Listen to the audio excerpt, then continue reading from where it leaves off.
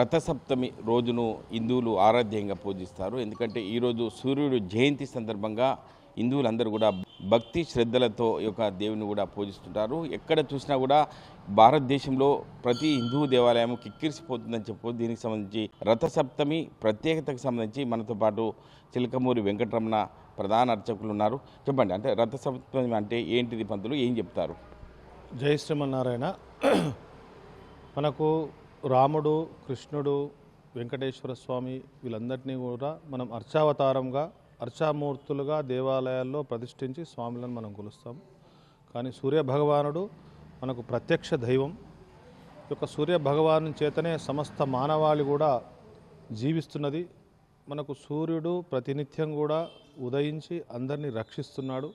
అట్లాంటి సూర్యభగవాను యొక్క జన్మదినం ఈరోజు. ముఖ్యంగా మనకు మకర సంక్రాంతి రోజున ఉత్తరాయణ పుణ్యకాలం ప్రారంభమవుతుంది. కానీ మాఘ శుద్ధ సప్తమి ఏదైతే వస్తుందో ఆ రోజు దాన్ని రథసప్తమి అంటాము. ఈరోజు సూర్యభగవానుడి ఇవాళటి నుండి మనకు నేరుగా సూర్యకిరణాలు మనందరి మీద పడి రక్షించబడతాయి. కాబట్టి ఇవాళటి నుండి ఉత్తరాయణ పుణ్యకాలం ప్రారంభమైన సూర్యుడు ఉత్తరం నుండి కూడా దేదీవ్యమానంగా వెలిగినటువంటి రోజు ఈరోజు. అందుకనే ఈరోజు సూర్యభగవాను ప్రత్యేకంగా అందరూ కూడా కొలుస్తారు. ఎందుకంటే మనకు ప్రత్యక్ష దైవం, ఆయురారోగ్య కారకుడు సూర్యుడు. ఆ విధంగా సూర్యభగవాను మనం ఈరోజు ప్రత్యేకంగా ఆరాధన చేస్తాం. అంటే బ్రహ్మముహూర్తంలో లేచి ప్రత్యేక ప్రార్థనలు చేస్తే ఖచ్చితంగా ఆ కుటుంబం వృద్ధి చెందుతుందని చెప్పి ప్రధానంగా చెప్తారు. అంటే కొంతమంది ఒక స్వీకరిస్తుంటారు కాబట్టి అటువంటి వారికి ఏం చెప్తారు? ఈరోజు ప్రత్యేకంగా మనకు ప్రత్యక్ష దైవం సూర్యభగవానుడు కాబట్టి వ్రతాలు ఏదైనా నోములు ఆచరించేవారు ఈరోజే ఆరంభం చేస్తారు. ప్రత్యేకంగా గౌరీ నోము నోముతారు. ఇట్లాంటి ప్రత్యేక పూజల ద్వారా సూర్యభగవాన్ని అర్చిస్తారు. కొన్ని ప్రాంతాల్లో సూర్యునికి క్షీరాన్నం, ఇంటి ముందు క్షీరాన్నం వండి నైవేద్యంగా సమర్పిస్తారు. తర్వాత ఈరోజు విశేషించి ముఖ్యంగా ఈరోజు ఆదివారం, అంటే సూర్యభగవానుడు ఆదివారానికి అధిపతి. ఈరోజు రథసప్తమి రావడం చాలా విశేషమైనటువంటి రోజు. ఈరోజు ఆదిత్య హృదయం పారాయణం చేసిన సకల శుభాలు చేకూరుతాయి. ప్రత్యక్ష దైవమైనటువంటి సూర్యభగవాన్ని ఆ విధంగా కొలుస్తారు.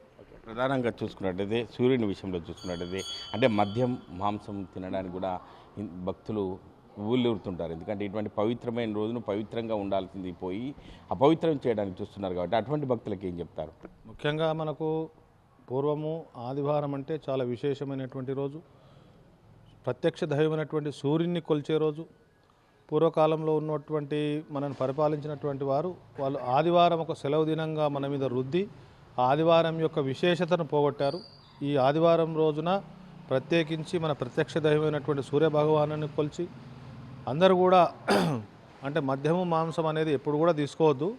ఒకవేళ ఉన్నా కూడా ఈ ఆదివారం అనేది ప్రత్యేకమైనటువంటి రోజు, చాలా చాలా శుభకరమైనటువంటి ఈ రోజున తీసుకోవడం మహాపాపం. అది బంద్ చేసే ప్రయత్నమే చేయాలి. అంటే నేటి సమాజంలో ప్రత్యక్షంగా చూస్తున్నాం.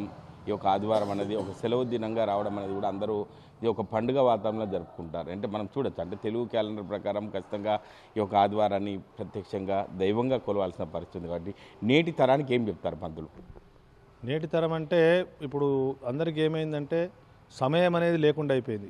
ప్రతి ఒక్కరికి కూడా శనివారం, ఆదివారం కొంతమంది ఉద్యోగులకు సెలవు, కొంతమందికి ఆదివారం సెలవు ఉండడం వలన వాళ్ళు ఏం చేస్తున్నారంటే ఈ ఆదివారం అనేది ఒక ఎంజాయ్ డేగా మలుచుకున్నారు. అది చాలా తప్పు. ఆదివారం అనేది మనకు విశేషమైనటువంటి మన హైందవ సాంప్రదాయం ప్రకారం విశేషమైనటువంటి రోజు, మంచి గురించి జరిగే రోజు. ఇప్పుడు మనం ఏదైతే చేస్తున్నామో అది అంతా చెడే. మన ఆరోగ్యానికి చెడు, రేపు మన సమాజానికి చెడు, రేపు మన పిల్లలందరికీ చెడు నేర్పుతున్నాం మనం.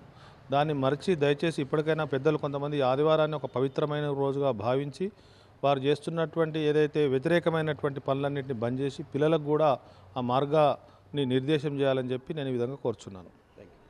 నేటి సమాజంలో తన కుటుంబం పై స్థాయికి వెళ్ళాలంటే ఖచ్చితంగా ఒక సూర్యభగవాన్ని కూడా ఆదరించి ముందుకెళ్ళాలి ఉంటుంది. మన తరానికి చెప్పుకుంటూ ముందుకెళ్ళాలి. ఎటువంటి అంటే మద్యం మాంసం తీసుకోకుండా సూర్యుని కొలిస్తే వృద్ధి దశకు వెళ్ళే అవకాశం ఉంది. కాబట్టి ప్రతి ఒక్కరూ సూర్యభగవాన్ని కొలిస్తే తన ఇంటి యొక్క ముందుకు వెళ్ళే అవకాశం ఉంటుందని చెప్పి మనతో పాటు వెంకటరమణ ప్రధాన అర్చకులు కూడా చెప్పడం జరుగుతుంది. కెమెరామెన్ ఎల్లూరుతో మహేష్, ఆర్టీవీ, సిద్దిపేట జిల్లా. చరిత్ర సృష్టించినోడు ఇప్పుడు ఆ చరిత్రని తిరగరాయబోతున్నాడు. అబద్ధాల గోడల్ని బద్దలు కొట్టి నిజాలను రాగా మీ ముందుంచబోతున్నాడు. నిజమైన వార్తల కోసం వెంటనే డౌన్లోడ్ చేసుకోండి రా యాప్ని.